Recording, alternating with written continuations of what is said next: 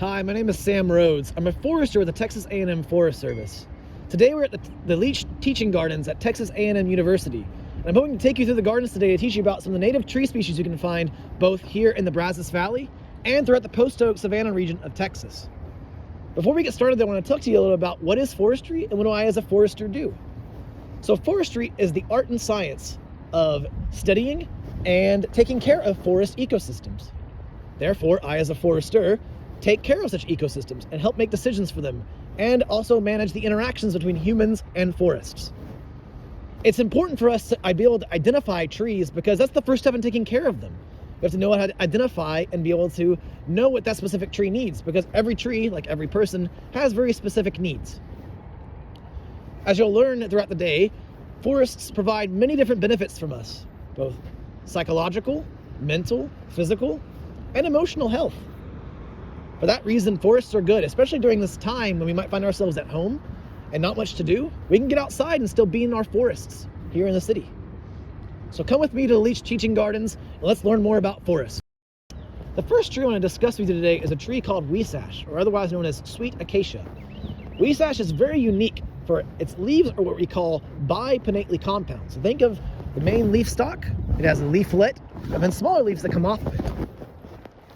Next, weesash also has very thorny branches, so be very careful if you're inspecting weesash, or looking at it anyway. And lastly, my favorite thing about weesash, it is one of the first trees to bloom in the spring, late February into March, and it has very beautiful golden blooms on it. These golden blooms attract various wildlife species that are pollinators, and is very important for that. Weesash also belongs to the pea family and puts on really distinct bean pods that can be seen later in the year. These bean pods are then consumed by various animals as well as cattle. Weesash is somewhat of a controversial species because it is very unwanted in rural settings. However, in urban parks, it is very beautiful for its golden blooms and unique structure. A fun fact about weesash is that when it was early discovered in the pioneer days of Texas, it was actually sought out for a perfume tree. The flowers were harvested and actually taken and made into various forms of French perfume that you can still buy today. Have you ever tried weesash perfume? The next tree we're going to talk about is this really big guy right behind me. He is a post oak, the defining tree to our ecoregion that we live in here in the Brazos Valley, the post-oak savanna. The post-oak savanna is defined by these intermittent pasture lands with clumps of forest, in which the post oak is one of the more common species. Post oak belongs to the white oak family, in which oaks can be divided into two different families, white oak and red oak. White oaks typically have very smooth, lobed leaves, like you can see here. And they also lack what we call bristle tips, in which many red oak species have, such as live oak and water oak. Here in the Brazos Valley, post oak is our most common white oak species. Post oaks are very, very common, as I alluded earlier, to recreation areas, as well as open pasture lands you might find outside of town. One thing to consider with post oaks is that they're a very sensitive species, in which if you disturb their roots or wound the tree in any way by improper pruning, it actually can cause very quick damage to the tree, and unfortunately, tree death. Most oftentimes we find that wounded post oak trees after storms have to be brought down, which is unfortunate because you can see when they reach their full potential and growth, they become very pretty and aesthetic. This is actually the biggest post oak here in the Brazos Valley, right here on the A&M campus at the Leach Teaching Gardens. The next tree species I want to talk to you about is live oak. Live oak is another very common oak species found throughout the post-oak savanna, but unlike post oak, it belongs to the red oak family. Live oaks are very cherished, for as they get older, they create large, wide spreading crowns and very large diameter trunks. They also tend to grow in groves, creating a very beautiful aesthetic on the landscape. They're both cherished in rural and urban environments. In fact, the century oak you find here on the A&M campus is a live oak. Live oaks are also very important for wildlife, where their large crowns provide habitat for birds, and their acorns as an ample food resource for deer. Live oaks are very susceptible to a very deadly disease known as oak wilt. Oak wilt is able to infect the live oak whenever it receives a wound, either through improper pruning or through storm damage. That wound is then visited by an insect that can carry the oak wilt fungus on its body. The fungus then spreads throughout the tree, very quickly killing it. This is also very precarious whenever you have groves of live oak in which their root systems are shared. The fungus is then transmitted to adjacent oaks. It can sometimes kill the entire grove.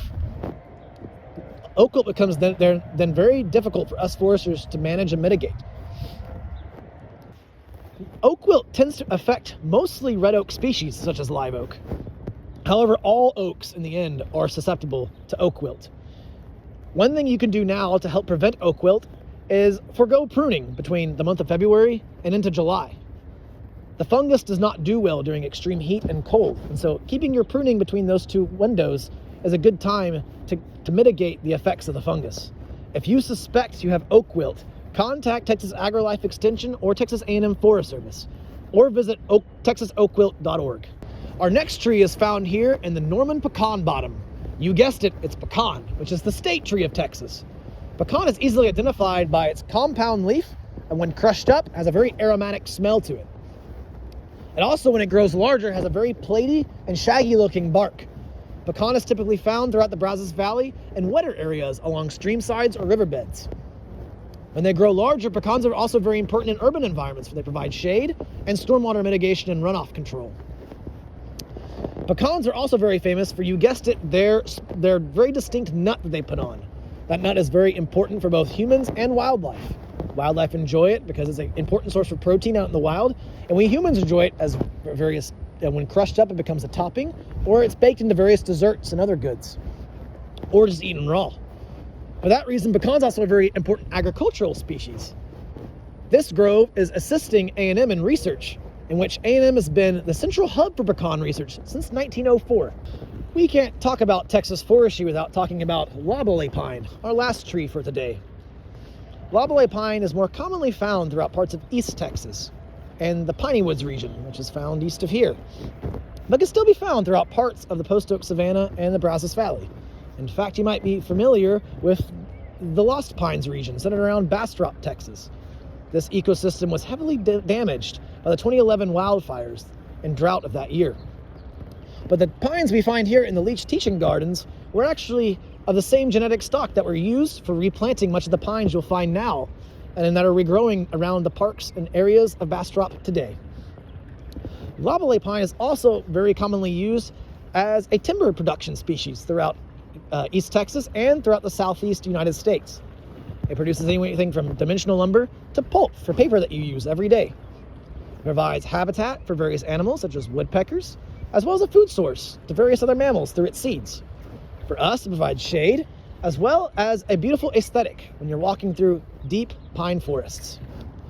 Today we learned about 5 distinct tree species you can find here in the Brazos Valley and post-Oak Savannah region, but they are just 5 of hundreds of other tree species that are found throughout Texas. Remember that identifying trees helps us be able to take better care of them, because each tree has its own specific needs, whether it's water, nutrients, or sunlight, or specific shade requirements it has.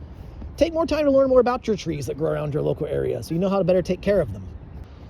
We thank you for joining us again here in the Leach Teaching Gardens, and hope that you'll venture out here soon to a park or forest that is near you.